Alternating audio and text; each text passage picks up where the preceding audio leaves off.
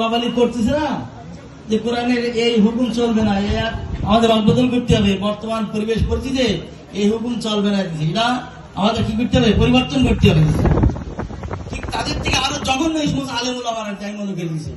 আল্লাহ যেখানে বলছেন ইন্নাল্লাহা ওয়া মালাইকাতাহু ইউসাল্লুনা আলান নবী, আমার নবীর উপর দরুদ ও সালাম, এখানে মুতলাক বলা হয়েছে। এখানে নির্দিষ্ট করা হয়নি যে দাঁড়াই পড়ি সালাম দেবা না, বসে পড়ি দেবা না, শুয়ে পড়ি দেবা।